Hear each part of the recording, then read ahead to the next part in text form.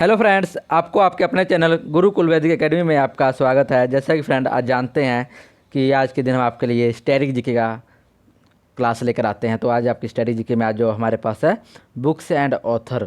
जैसे कि दोस्तों आपको पता है कि हमने पहले भी दो क्लासेज जो ली हैं बुक्स एंड ऑथर्स के ली थी, जो कि 1857 यानी 1857 के जो रिवोल्ट हुआ था यानी विद्रोह हुआ था, उस समय जो हमारे क्रांतिकारी थे जी या समाज सेवक थे, उनके द्वारा जो किताबें लिखी गई थी उनके हम करवाए थे किताबों, और उनके राइटरों के बारे में मैंने बता दिया था आपको या करवाया था। ठीक है दोस्त, और जो कि विजुअलाइज तरीके से था, जो कि आप कभी नहीं भूल सकेंगे अगर वो वीडियो को आप देख लेंगे और आपके दिमाग में वो छप जाएगा और इमेज बन जाएगी। आपको एग्जाम में बहुत हेल्पफुल रहने वाला है। तो प्लीज़ अगर आपने नहीं देखा है तो जाके उन क्लासों को देख लें। मैंने वो क्लास दोनों क्लास यानी जितने भी इंपॉर्टेंट किताबें थी 1857 के बाद जो लिखी गई किताबें हैं रिवोल्ट के समय में, तो मैंने सभी आपको करवाए थे। आप प्लीज़ जाकर देख लें। मैंने दो पार्ट्स में करवाए हैं, जितने भी इंपॉर्टेंट क्लास है दो पार्ट्स है। वीडियो का वन पार्ट सेकंड पार्ट्स मैंने करवाया अच्छे से, आप जाकर प्लेलिस्ट में देख लें। और एक काम करूँगा, मैं आपको इस वीडियो का डिस्क्रिप्शन बॉक्स में मैं उनके लिंक्स दे दूँगा, आप जाकर वहाँ से भी देख सकते हैं मेरे प्यारे भाई। ठीक है, तो आज भी जो हमारी क्लास रहने वाली है इसको हम ऐसे नाम दे देंगे बुक्स एंड ऑथर पार्ट 3। लेकिन दोस्त ये जो किताबें होंगी उस किताबों जो हमारे 1857 के रिवोल्ट के समय जो किताबें हैं उनसे पूरी तरह अलग होंगी। ये दोस्त हमारे ऐतिहासिक काल कह सकते हैं, यानी बहुत पुराने इतिहास से रिलेटेड थी, जो कि कह सकते हैं मगध मगध साम्राज्य जब था, जो महाजनपद हुआ करते थे, तो महाजनपद के समय जो राजे महाराजे या उस टाइम महाजनपद के समय या हमारे वेदों के समय में जो कुछ ऋषि वगैरह हुआ करते थे, तो उनके द्वारा जो किताबें लिखी गई थी, जो कि काफ़ी आपके एग्ज़ाम के पॉइंट ऑफ व्यू से इम्पोर्टेंट रहने वाली किताबें हैं, वो सभी मैं करवाऊँगा। और दोस्त एक और बात, इसमें भी वीडियो के दो तीन पार्ट्स बनेंगे जो हमारे भारतीय वाले होंगे ये। ठीक है दोस्त, भारत के जो राइटर्स होंगे। लेकिन एक बुक्स एंड ऑथर का एक और पार्ट बनेगा अलग से, जो कि मतलब ऐतिहासिक काल में ही जो बाहर से राइटर आए थे, यानी जो फॉरेन के राइटर थे, उनके द्वारा भी जो किताबें होंगी उनके भी अलग से क्लास ली जाएगी। लेकिन ये अभी जो हमारे इंडियन राइटर्स होंगे, और ये हमारे जो कि काफ़ी पुराने राइटर कह सकते हैं कि हम ऐसे ऐतिहासिक काल के जो किताबें हैं वो है। तो आप दोस्त शुरू से अंत तक बने रहे। और दोस्त बहुत मज़ा आने वाला है, यकीन मानिए, शानदार सेशन रहेगा। आपको एक एक चीज़ अच्छे से समझाया जाएगा, और उनके रिलेटेड जो भी बुक्स के और जो राइटर्स होंगे, ऑथर्स होंगे, उनके जितने भी फैक्ट्स यानी उनके जो भी उनकी स्टोरी बनती होगी बिहाफ पे, तो मैं आपको स्टोरी भी एक्सप्लेन करते चलूँगा जो जो होगा, और ताकि आपको अच्छे से एग्जाम हो जाए। और ये भी विजुअलाइज होगा, आपको इमेज बनेगा दिमाग में आपके, कह सकते हैं कि एक सीन क्रिएट होगा, जिसके द्वारा आपको यह याद हो जाएगा। और आपको मतलब कितना हेल्पफुल रहने वाला है कि आप इस एग्ज़ाम में बैठ जाएंगे तो आप एग्ज़ाम में ऑप्शन आ जाएगा ना, ऑप्शन तो पता ही है आपको, ऑब्जेक्टिव होते हैं, ऑप्शन होगा आपके सामने, ऑप्शन देके आप तुरंत टिक करेंगे और आपका आंसर सही रहेगा। तो चलिए दोस्त, शुरू से अंत तक हमारे साथ बने रहिए, और चलिए देखते हैं आज का हमारा फर्स्ट बुक्स कौन है और ऑथर्स कौन है। ठीक है, देखते हैं। देखिए दोस्त, ये अब स्लाइड है, जो आपके सामने स्लाइड दिख रहा है, तो स्लाइड के इस साइड में मैं यहाँ पे काम करता हूँ, पेन ले लेता हूँ, पहले बताता हूँ। इस साइड में देखिए, इस लाइन जो मैं खींचा मैंने, इस लाइन में होंगे बुक्स होंगे। ठीक है, इस साइड इस बुक्स होंगी, यहाँ इस लाइन में होंगी दोस्त आपकी राइटर्स के नाम होंगे। जो भी किताब होगा उसका, जो भी बुक होगा उसके राइटर के सामने नाम होगा।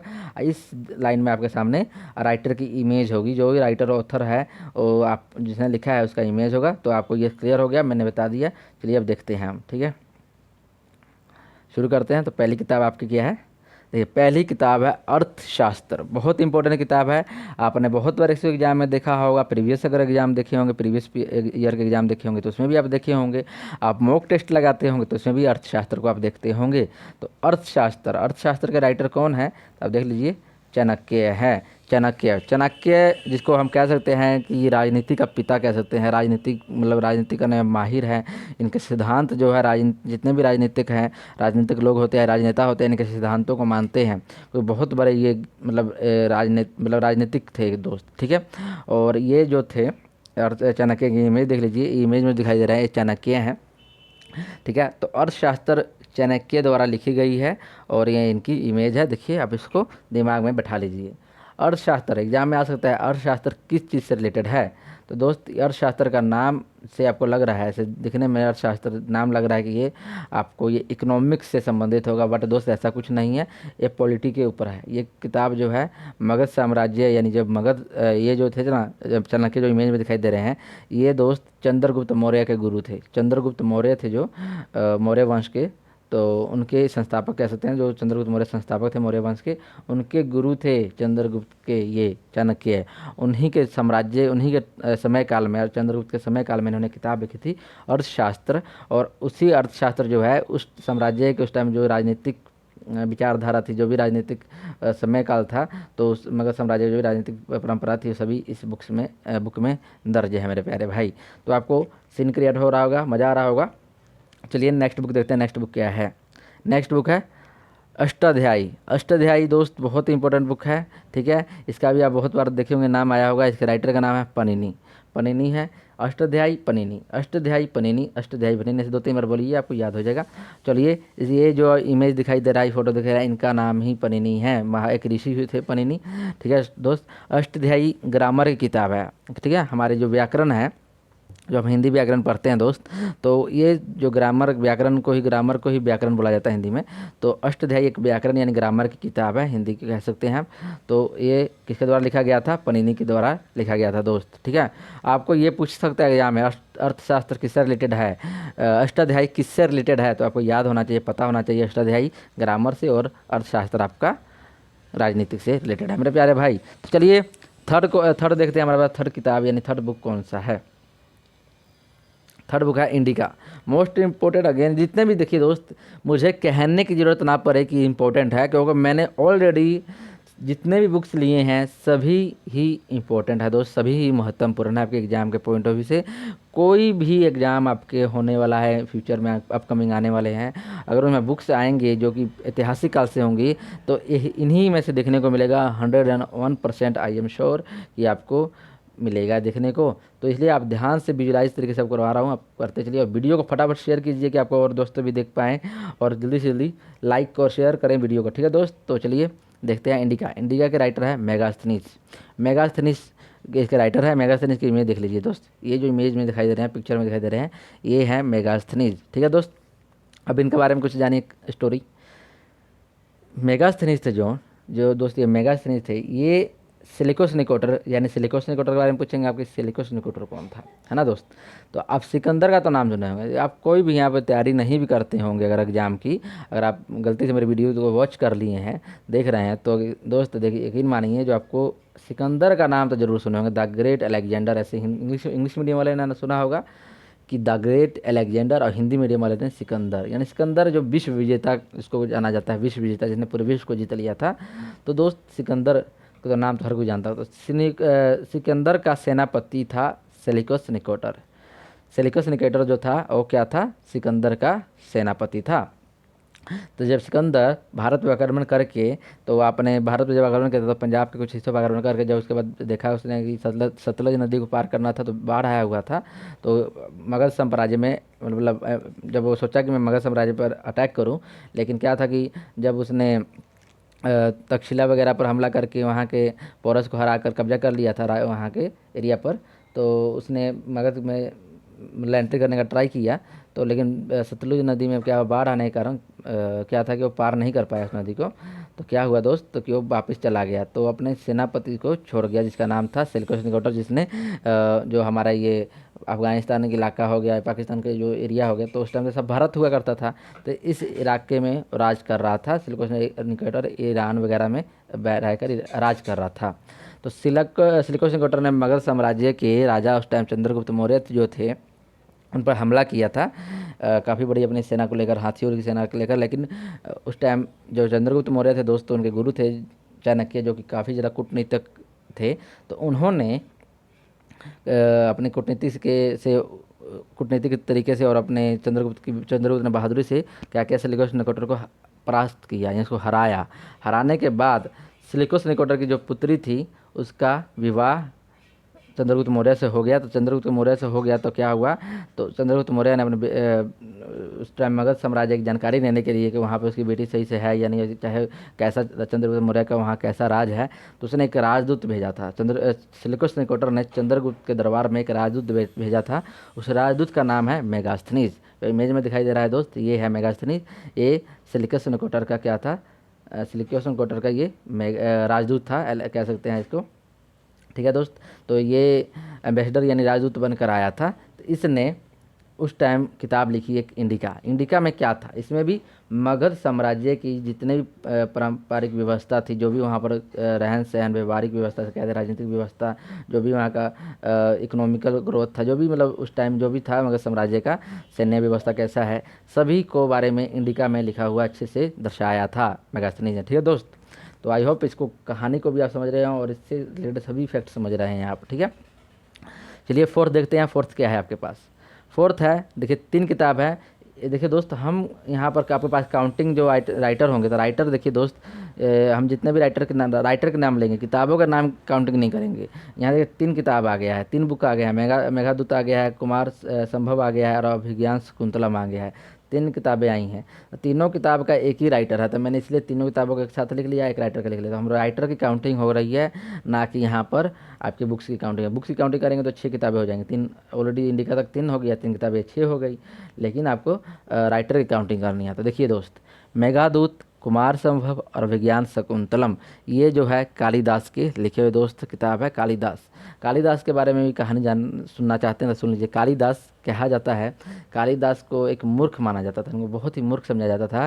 कहते थे लोग, मतलब कहानी सुने हैं, पता नहीं कितना सच्चाई है, तो मैं नहीं बोलूँगा, आप लोग भी सुने होंगे।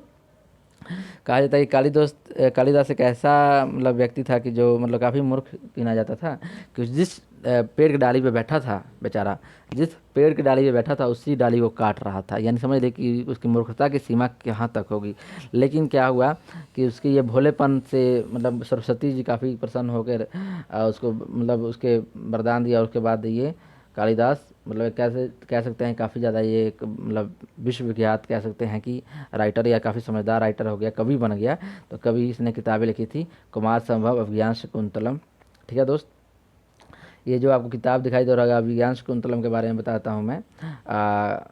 ये जो अभिज्ञान शकुंतलम है दोस्त, ये एक राजा की प्रेम कहानी थी। ठीक है, तो मैं आपको बताता हूँ, ये एक राजा था जिसने एक मतलब शूद्र जाति की लड़की से इसको प्रेम हो गया था। तो प्रेम होने के कारण उस मतलब ये कहीं युद्ध लड़ने गया था, युद्ध लड़ के जब आ रहा था तो वहाँ से रास्ते में इसको देखा तो उससे प्रेम हो गया। तो प्रेम के कारण उसने अपना राजपाट त्याग दिया, उसके प्रेम में रह गया। तो उसी की पूरी कहानी के बारे में जिक्र है। जब हम इतिहास पढ़ेंगे, जब हिस्ट्री में कराऊंगा तो अच्छे से बताऊंगा, लेकिन आपको पॉइंट ऑफ व्यू समझिए कि लव स्टोरी है। विज्ञान शकुंतलम कुमार संभव भी एक लव स्टोरी टाइप की किताब है। ठीक है, चलिए आपको दिखाते हैं कालिदास का इमेज।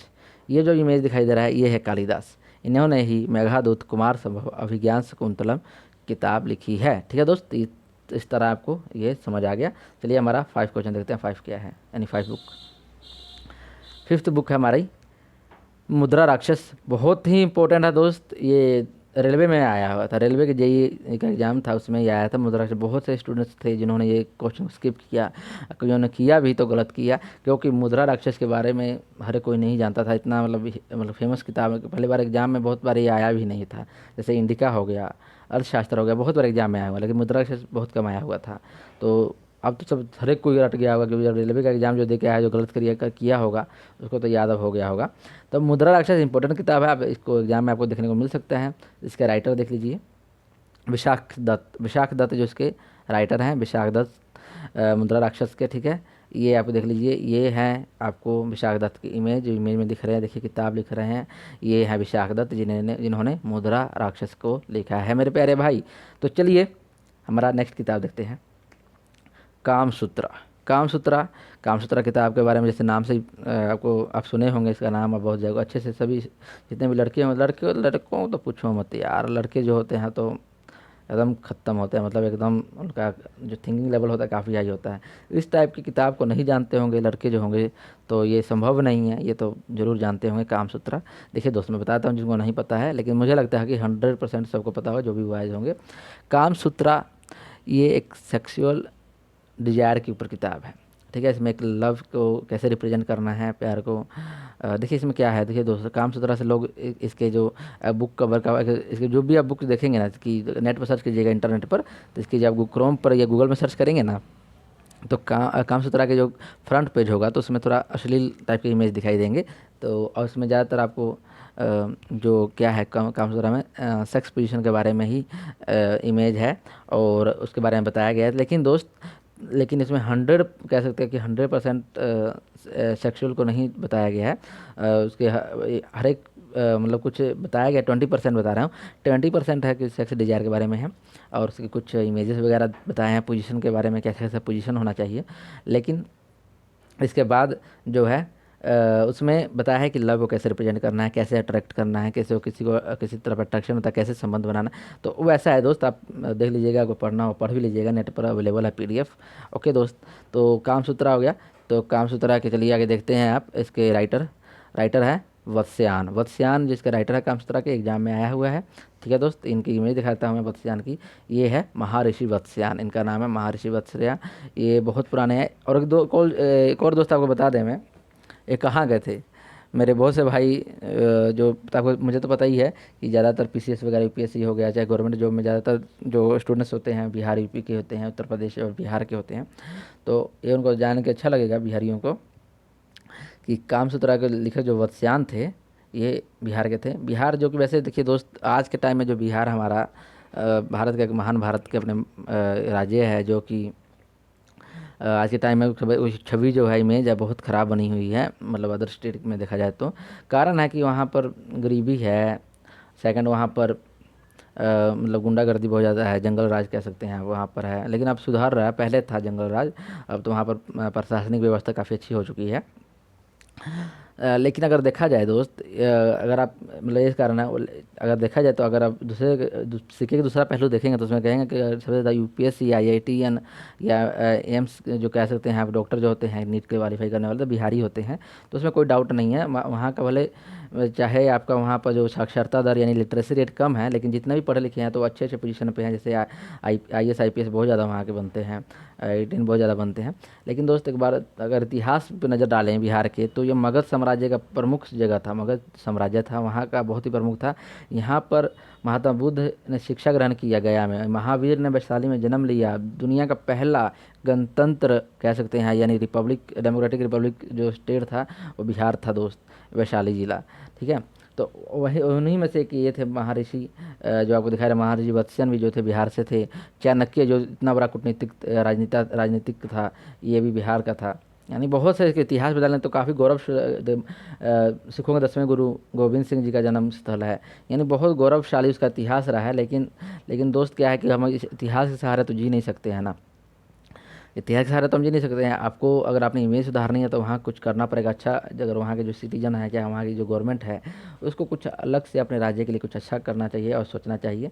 तो ठीक है दोस्त, ये के लिए हम डीपली में क्या जाएँ, कभी हम वैसे भी अपना हमने सीरीज स्टार्ट की हुई है, मेरा प्यारा देश भारत, यानी मेरा देश भारत महान। उसी सीरीज में हम स्टेट को कवर कर रहे हैं। तो हमने 3 स्टेट कर चुका हूँ मैं। आपका जम्मू कश्मीर हो गया, पंजाब हो गया, हिमाचल हो गया। तो धीरे धीरे हम पहुंच जाएंगे बिहार तक, तो आपको बिहार में पूरी डिटेल बता देंगे। ठीक है दोस्त, तो चलिए मैं इसके काम करूँगा। 3 स्टेट को जिनके बारे में मैंने बताया है, उसके डिस्क्रिप्शन बॉक्स में लिंक दे दूँगा, आप जाकर देख लेंगे अगर नहीं देखे हैं तो चलिए हमारा नेक्स्ट क्या है देखते हैं। नेक्स्ट किताब कौन सा हमारा नेक्स्ट है हमारे प्यारे भाई, राज तरंगनी। मोस्ट इंपॉर्टेंट है दोस्त, राज तरंगनी भी एग्जाम में आया हुआ है। ये भी आगे देखा जाए तो ये loco pilot, ALP loco pilot में आया था रेलवे के। राज तरंगनी, इसके राइटर हैं कलहन, और ये है इमेज कलहन की। कलहन जो आपकी इमेज यानी पिक्चर में दिखाई दे रहे हैं, कलहन है जिन्होंने राज तरंगनी को लिखा है। राज तरंगनी का एग्जाम में क्वेश्चन आया था, तो उन्होंने ऐसा नहीं पूछा था who is the writer of Raj Tarangini, ऐसा कभी नहीं आया है। मतलब ऐसा नहीं आया था। जो एलपी लोको पायलट में जो एग्जाम में क्वेश्चन आया था, who is the writer of Raj Tarangini, ऐसा नहीं आया था। बाकी ऐसा आ सकता है। ऐसे आया था कि राज तरंगनी इज अ बुक, ऐसा आया था, Raj Tarangini is that book on which subject, यानी किस सब्जेक्ट के ऊपर किताब है। कह सकते हैं कि राज तरंगनी की जो किताब है इसमें किस चीज़ का, किस विषय की चर्चा है। देखिए दोस्त, राज तरंगनी के बारे में मैं आपको बताता हूँ। राज तरंगनी में जम्मू कश्मीर के राज्य व्यवस्था के बारे में जिक्र है। राज्य व्यवस्था, वहाँ पर राजा का कैसा प्रभावशाली मतलब राज था, ये सभी राज तरंगनी में जिक्र है। ठीक है, जम्मू कश्मीर के ऊपर है। ठीक है दोस्त, इतना ध्यान रखिएगा। तो राज तरंगनी का राइटर का नाम है कलहन, और ये इनकी इमेज है। हमारी नेक्स्ट बुक है हर्ष चरित्र और कदम्बरी। कदम्बरी और हर्ष चरित्र, तो किसके लिए, इसके तो आप डाउट कभी बहुत से स्टूडेंट गलत करके आते हैं। हर्ष चरित्र के लेखक जो है वो हर्षवर्धन नहीं है, कि लोग हर्षवर्धन को टिक करके आते हैं, गलत कराते हैं। लेकिन इसके राइटर जो हैं उनका नाम है वान भट्ट। हर्षचरित्र और कदम्बरी का राइटर है वान भट्ट। ये उन्होंने ये लिखा था। हर्ष चरित्र के यानी हर्ष के जो मतलब बायोग्राफी कह सकते हैं, कादम्बरी भी मतलब उन्हीं के राज्य व्यवस्था के बारे में है। ठीक है, बाणभट्ट ने लिखा था। ठीक है दोस्त, एक बाणभट्ट जो थे राजा हर्षवर्धन थे, उनके राज दरबार में क्या थे, कवि थे। ठीक है, एक कवि थे। ठीक है, इनकी इमेज देख लीजिए, आपको ये इमेज में दिखाई दे रहे हैं, ये है बाणभट्ट। एक किताब है, तो हर्षवर्धन ने भी किताबें लिखी हैं, जो इसका नाम बताता हूँ मैं, सुन लीजिए।